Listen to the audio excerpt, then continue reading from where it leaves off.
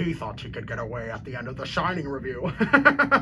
I think not. A woman is handcuffed to her bed after her husband drops dead. How does she get out? Well, let's read Gerald's Game by Stephen King and find out.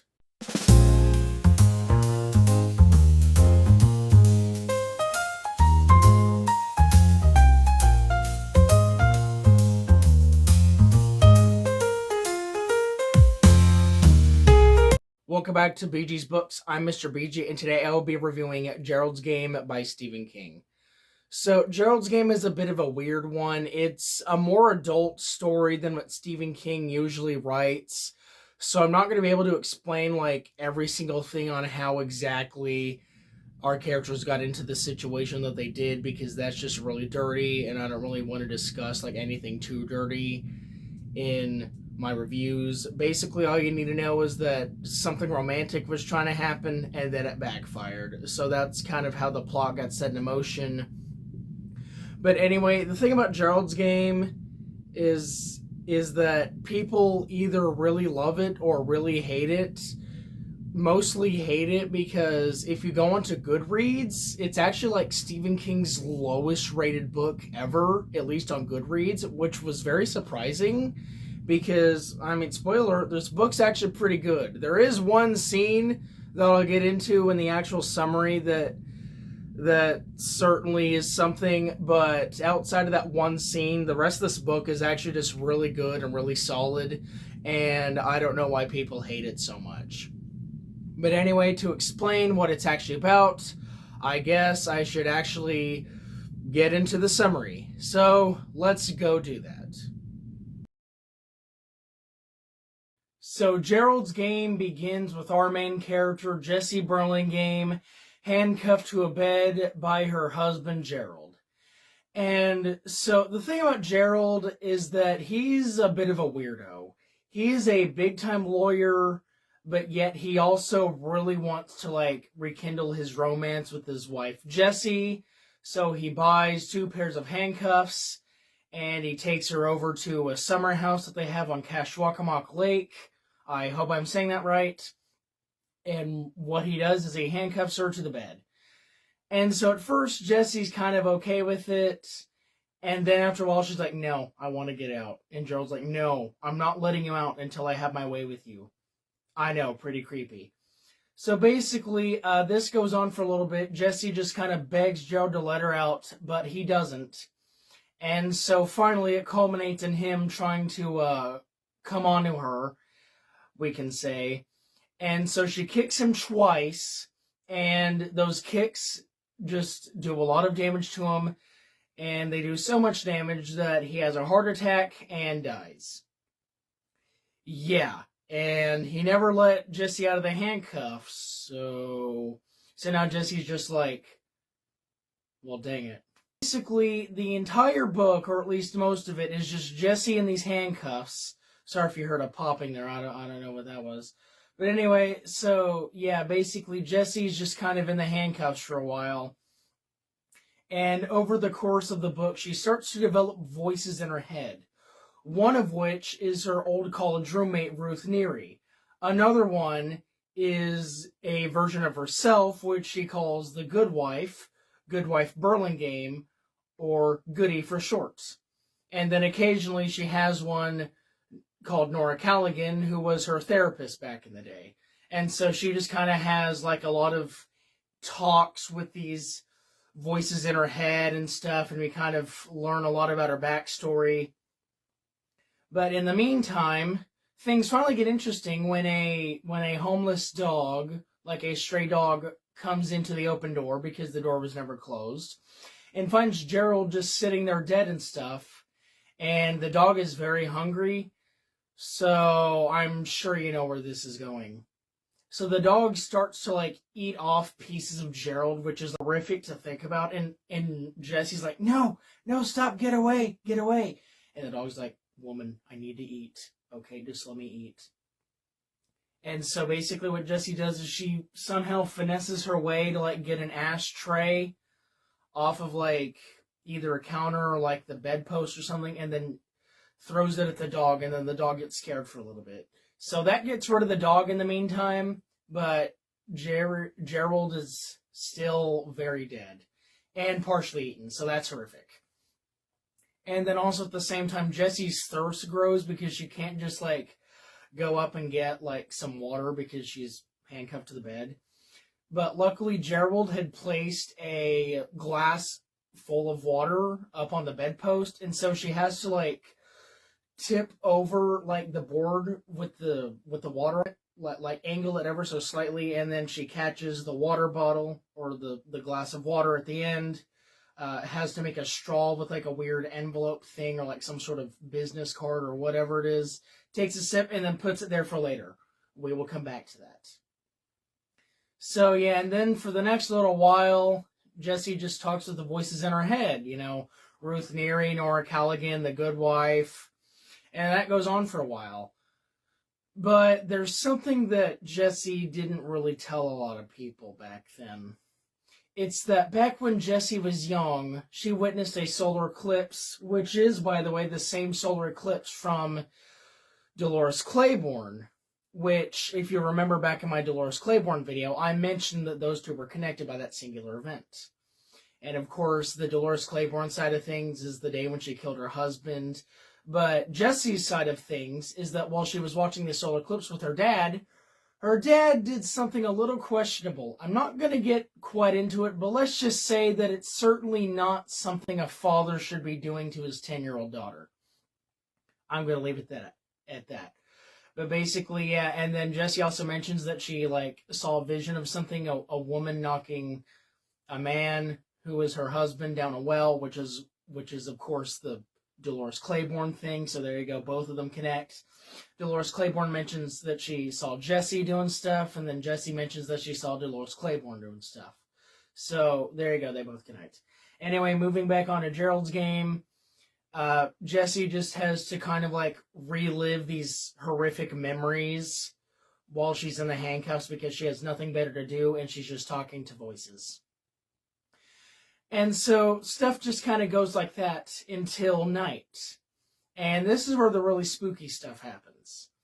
There is a very tall man with a misshapen face and very pale skin holding a bag of bones and jewelry.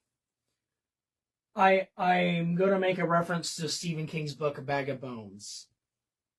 Bag of Bones, there you go. Gerald's game actually predates Bag of Bones by 6 years, so that's not really a reference, but okay.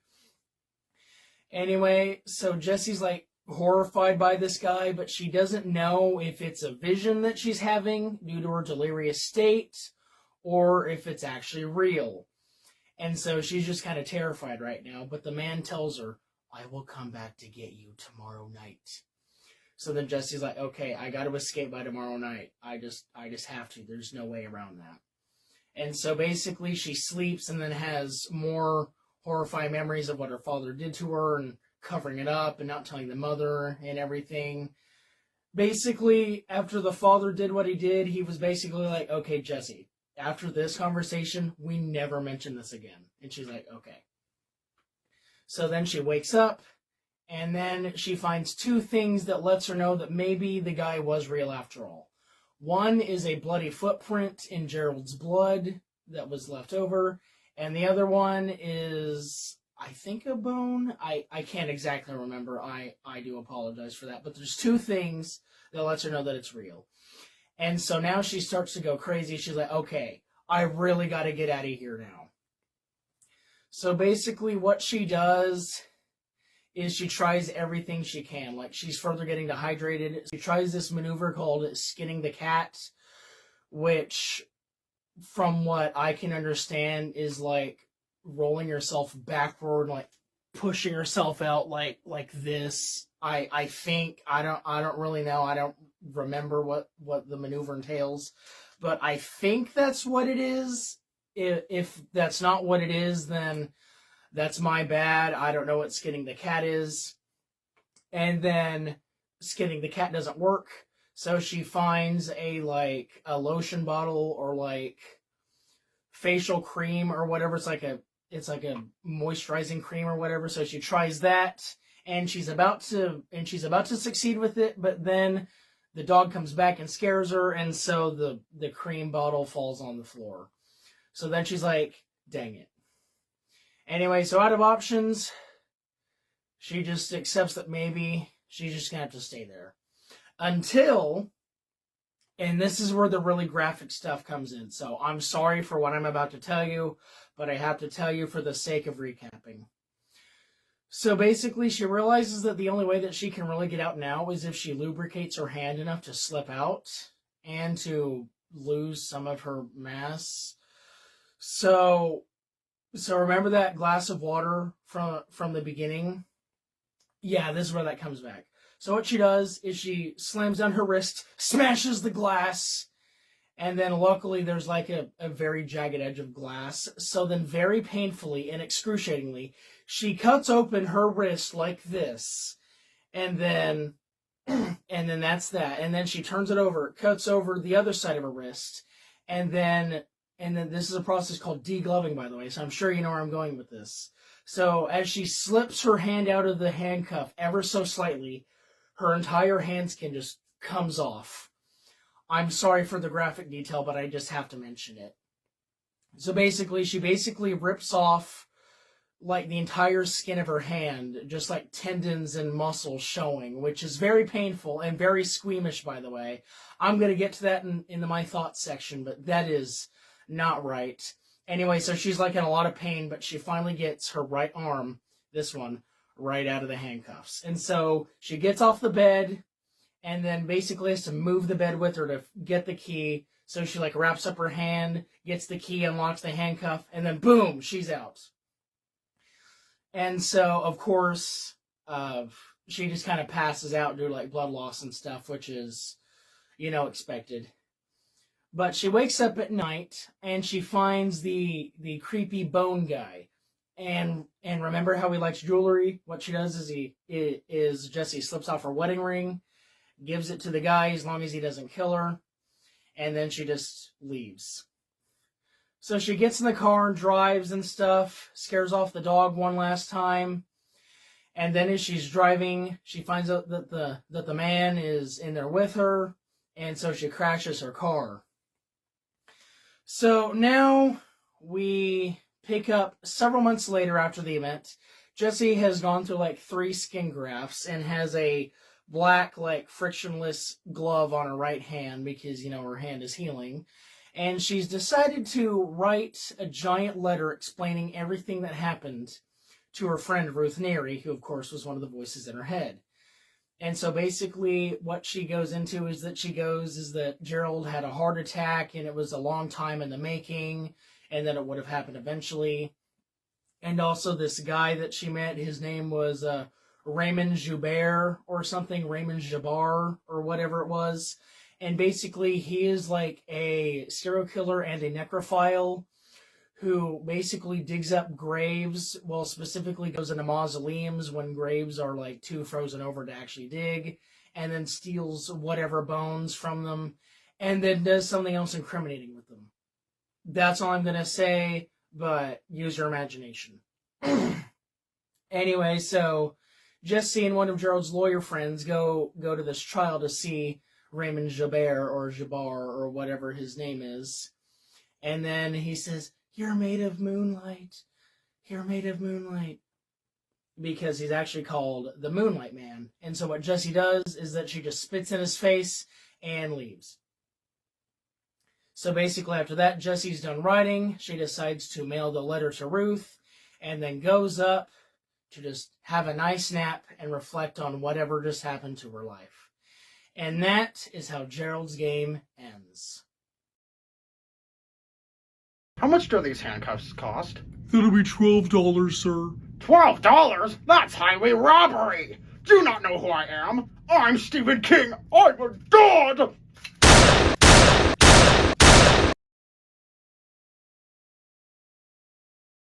So that is basically everything that happens in Gerald's game. Because there wasn't a lot physically that was going on, I was able to kind of get more of the more important plots, like plot points in there. Because a lot of Stephen King books have a lot of character and a lot of plot, so Some of them are kind of hard to describe in full detail, but Gerald's Game was really just a woman handcuffed to a bed, just slowly losing her mind and talking with voices in her head, with quite a few flashbacks in between. So it was pretty easy to actually like describe most of the things in detail. Of course, I did leave some things out, but that's because not only do I not remember every single thing that happened in the book, but I also just want you guys to experience the book for yourself. But anyway, so now I got to mention that squeamish part.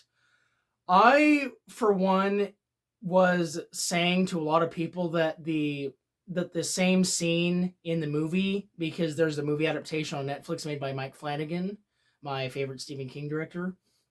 But anyway, the scene in the movie that's the same as the book is basically the same, and I said that that was more squeamish than the book because you actually have to watch it in the movie. After having reread the book, I am very wrong. Like, I am so wrong. That was a severe miscalculation on my part. Because as I was reading that scene in the book, at least in the movie, it lasts for like a minute or two at most. And in the book, it's like 4 or 5 pages. And so I'm going to be honest, when I read that scene again, I got a little lightheaded. Like, I felt my legs go numb. I like felt like my arms go numb and my head got a little light. It's like, that was just actually squeamish, and that was really painful, and I don't want to go through that again, but yet the book is so good that I might have to. So anyway, I'm just warning you that that scene is very squeamish, so if you're faint of heart and very squeamish, maybe skip Gerald's Game, but if you think you can handle it, then go right for it. But anyway, Gerald's Game is certainly an interesting book. As I said, I think it has the lowest review score for a Stephen King book on Goodreads. It has like a 2.3 or something like that. But it's actually really good if you give it a chance. And so despite that one squeamish scene that I mentioned, it's actually really solid, and it's just a really good book. It's about past trauma and current trauma. So it kind of goes over the same stuff that it did in its book, which was like past trauma and current trauma and stuff. But Gerald's Game and it are very different stories. And Gerald's Game is actually it's not like super short, but it's not super long either, so you can like get through it pretty fast. The first time I read it in 4 days. I got it in like 6 days this time, but that's just due to other stuff. But anyway, Gerald's Game is just such a fun read. It's super interesting. And outside of that one scene, it's super easy to read. And yeah, go read Gerald's Game. But that is the end of the video, guys. I hope you enjoyed it. I certainly did. And yeah, Gerald's Game is just a really fun book outside of that one squeamish part. But it's super good, and I just highly recommend it. Anyway, if you are new here, please leave a like and subscribe down below. And if you're new, please leave a comment saying what book you want me to review at a later point, because I will be on the lookout for those. But anyway, I'm getting a little tired at the moment, so I'm gonna end this review here. But I'm gonna go to sleep. Good night, guys.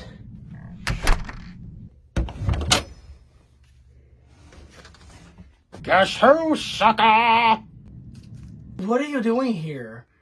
And why do you have handcuffs? Oh, what are you mad about again? I have still not gotten over the fact that you liked the Shining movie. What about the Dr. Sleep video? You didn't come after me in that one. Who do you think knocked you out in that video? My son, Joe Hill. I hired him. Hello? Hello? Hello? But what he doesn't know is I use the key as a suppository. Try finding it out, sucker!